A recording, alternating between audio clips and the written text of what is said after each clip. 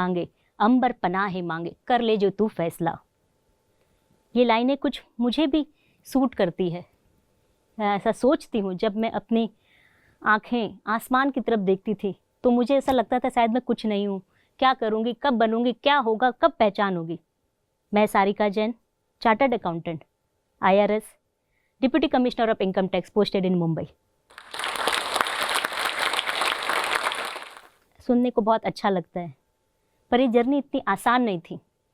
बहुत धीरे धीरे चली, बहुत उतार चढ़ाव, ऊपर नीचे जाती रही, पता नहीं फ्यूचर क्या होगा। 2 साल की उम्र में पोलियो हो गया। एक ऐसे शहर में जन्मी, काटावांजी, उड़ीसा का एक छोटा सा कस्बा, Orthodox Marwari family, joint family, जहाँ पे माँ बाप को भी नहीं पता ये पोलियो क्या होता है। डॉक्टर्स को लगा मलेरिया है, इंजेक्शन दे दिया, 50% बॉडी काम करना बंद कर दिया। 1.5 साल तक कोमा की स्थिति पे बेड पे पड़ी रही। माँ ने हार नहीं मानी, बाप ने हार नहीं मानी। उन्होंने कहा नहीं, हम बच्चे का केयर करेंगे। मालिश किए, हर नीम हकीम सबके पास लेके गए, पर पता नहीं आगे फ्यूचर क्या होगा। 4 साल की एज में मैं चलना वापस से सीखी, लड़खड़ाते हुए, गिरते हुए, भागते हुए आगे फिर से मैं चलना शुरू किया। स्कूल के लिए जब वो परेशान हुए, एडमिशन नहीं मिल रहा था, कोई भी बच्चा, कोई भी स्कूल इस बच्चे को लेना नहीं चाहता था। समहाउ कहीं एक स्कूल में एडमिशन मिला। बहुत ज़्यादा तो स्कूल की बातें याद नहीं आती, पर इतना याद आता है कि बहुत संघर्षपूर्ण था, मेरे लिए आसान नहीं था। स्कूल जाती थी, रास्ते में कुछ बच्चे खेलते होते तो वो चिढ़ाते थे, लड़खड़ाते थे, एक्ट करते थे और पत्थर भी मारते थे। इग्नोर करती थी या उधर नहीं देखती थी। ऐसा लगता अगर आज मैंने इनको देख लिया, अपने आप को रोक लिया, तो मैं कभी आगे नहीं बढ़ पाऊंगी। वो 4 किलो का बस्ता, वो 1 किलो का टिफिन, वो 1 किलो का पानी बोतल आज भी याद आता है। जब मैं निकलती थी स्कूल से घर जाने को, लंबा सा सफर लगता था, कोई साथ चलने को तैयार नहीं होता था। धीरे धीरे रुकते हुए अकेले घर आती थी, क्योंकि शरीर में पोलियो था, मन में पोलियो नहीं।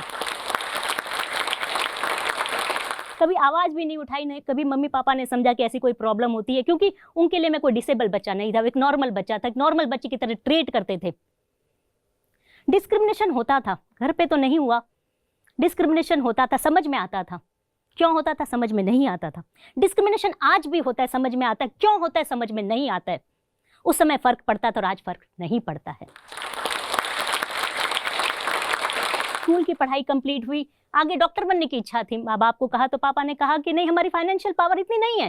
क्या बोलते कैसे बच्चे को, किस तरीके से डिसेबल बच्चे को वो बाहर भेजते, नहीं भेज सकते, तो उनकी मजबूरी थी। समहाउ मैंने कॉमर्स लिया, जो एक कॉलेज था छोटे से गांव पे, वहाँ कॉमर्स की पढ़ाई कंप्लीट की, ग्रेजुएशन कंप्लीट किया।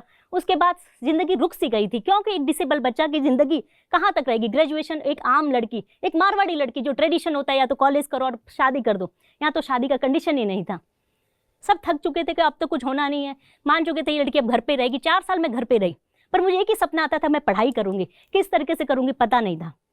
रात को रोज नींद पे यही आता था कि मैं पढ़ रही हूँ, मेरे टीचर मुझे पढ़ा रहे हैं, पर असंभव से था। किसी को बोलने से वो मानता नहीं था ऐसा भी कभी हो सकता है। 2 बड़ी बहनें थी, वो हमेशा सपोर्ट करती थी, सारिका ये समय बदल जाएगा, हिम्मत रख, पर सोच नहीं पाते थे ये हिम्मत कब आएगी, कैसे होगा। 4 साल के बाद अपॉर्चुनिटी मिली कि आप सीए का एग्जाम दे सकते हो, लेकिन घर पे बैठ के दे सकते हो। मैंने बोला बहुत अच्छी बात है, मैं करूंगी कोशिश। जिस समय सीए की पढ़ाई शुरुआत की ना, तो मुझे डेबिट समझ में आता था, क्रेडिट समझ में आता था, मैं भूल चुकी थी अकाउंट्स। फिर भी कोशिश किया, घर पे बैठ के 1 महीना कोशिश की। वहां से उस समय 30 या 40 बच्चे ने गांव से एग्जाम दिया था, मैंने टॉप किया।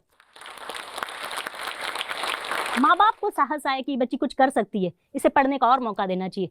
आगे पढ़ने के लिए मैं शहर गई। शहर पे इतना बड़ा शहर था, पहली बार तो मैं 1000 बच्चों को देखा। कहाँ छोटे से गांव में 50 बच्चों के साथ पढ़ी हुई। बहुत मेहनत की, ऐसा नहीं कि जिंदगी में स्ट्रगल नहीं करना पड़ा, पर मुझे कभी समझ में नहीं आया कि स्ट्रगल क्या होता है। वो आम लोगों को दिखाई देता कि हमारा शरीर काम नहीं देता, लेकिन मन में कभी नहीं था। मन से अगर हार जाती तो मैं आज हार जाती। सीए कंप्लीट हुआ, मैंने 6 महीने पहले कंप्लीट किया और मुझे अपने ही कोचिंग इंस्टीट्यूट में बेस्ट स्टूडेंट का अवार्ड मिला। उस समय मैंने टॉप किया। वहाँ के टीचर ने 3 साल के बाद मुझे पहली बार बोला कि सारिका, तुम्हें देख के हमेशा एक बात याद आती थी, जब ऐसी लड़की पढ़ने आती थी तो हमें लगता था कि हमारा 100% देना पड़ेगा। हमें तकलीफ होती थी जब तुम 3 फ्लोर चढ़ के आती थी, और हमने तभी सोच लिया था कि हम नया कोचिंग बनाएंगे तो एक लिफ्ट लगाएंगे, उसका नाम सारिका लिफ्ट रहेगा। आज भी उस लिफ्ट को देख के तुम्हारी याद आती है। आज भी हम अपने बच्चों को प्रेरणा देते, सिर्फ सीए नहीं बनना, हमें सारिका जैसे बनना है। सीए बन गई, घर पे खुशी का माहौल छा गया, क्योंकि किसी ने इतनी पढ़ाई नहीं की थी हमारे घर पे। तभी मन में एक ख्याल आया कि किसी ने मुझे ट्रेन पे बताया ऐसी बातों बातों में कि आईएएस कोई चीज़ होती है।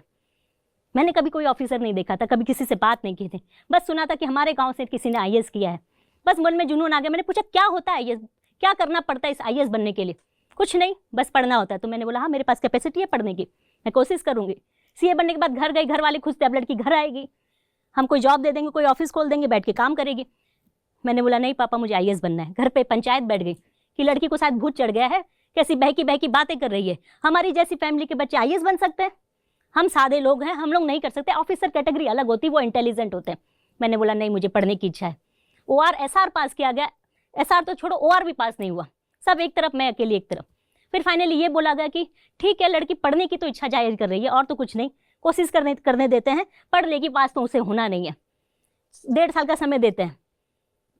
घर पे पढ़ा 2-3 महीना, सब उनको समझ में आया कि लड़की मेहनत बहुत कर रही है लेकिन हो नहीं रहा है।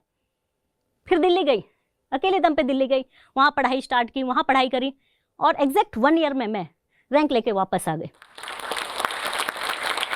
यूपीएससी की लिस्ट में मेरा नाम आया, सबका नजरिया चेंज हो गया। आपने बचपन में मारियो का गेम खेला होगा, बहुत सारे हडल्स आते हैं, 1 अप मिलता है, पावर मिलता है, दुश्मन आते हैं, पानी आता है, आग का गोला आता है, आप उसे पार करते करते खेलते जाते हैं। अगर आप सोचिए ऐसा मारियो का गेम जिसमें कोई प्रॉब्लम नहीं आए, आप खेलते जा रहे, चलते जा रहे, गोली का पावर मिल रहा है, 1 अप मिल रहा है, आप खेलेंगे? नहीं खेलेंगे, क्योंकि आपको मजा ही नहीं आएगा।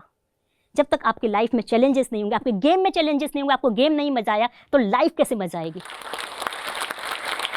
लाइफ का एक्सपीरियंस मेरा ये कहता है कि जिस तरीके से सीता की अग्नि परीक्षा एक बार हुई थी, हमारे कैटेगरी के लोगों की हमेशा अग्नि परीक्षा होती है और एक रेसिंग हमेशा लग जाती है बिना कोई रेसिंग के, और खत्म होने से पहले हमें डिक्लेयर कर देता है कि आप लूजर हो।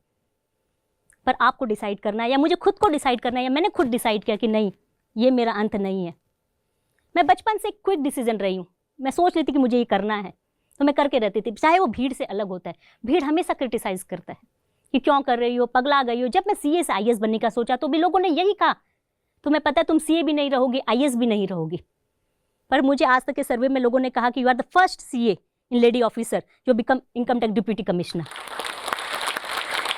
उड़ीसा के छोटे से जगह से पली हुई, जब मैं दिल्ली में प्रिपरेशन करती थी, इनिशियली मुझे लगता था कि मैं एक छोटे से गांव में पढ़ी हूँ, काश मैं कोई यूनिवर्सिटी में पढ़ती, कोई बड़ी जगह में पढ़ती, इंग्लिश मीडियम में ही पढ़ लेती तो शायद मैं कुछ होती। लेकिन जब क्लियर किया, जब एग्जाम में लोगों से कम्पीट किया, चाहे वो IITian हो, MBBS हो, डॉक्टर हो, सर्जन हो, तो भी बात समझ में कोई फर्क नहीं पड़ता है। किताबें वही सेम है, ABCD वही सेम है, अ आ इ वही सेम है, पढ़ने का जुनून आपका अलग है। आप उस किताबों की शिद्दत से पढ़िए, मेहनत से पढ़िए, वही आपको आगे लेके जा सकता है। आज की दुनिया में कोई चीज़ आपको आगे ले जा सकती है सिर्फ एजुकेशन और परिश्रम और विल पावर। मुझे एक बात याद आती है कि जब मेरा एक डॉक्टर जिन्होंने अटल बिहारी वाजपेयी जी का ऑपरेशन किया था घुटनों का, उन्होंने जब मेरा रिपोर्ट देखा, मेडिकल रिपोर्ट, तो उन्होंने एक बात बोली कि सारिका हमें लगता नहीं है कि तुम चल सकती इस मेडिकल रिपोर्ट के हिसाब से, लेकिन तुम चल रही हो सिर्फ विल पावर के कारण।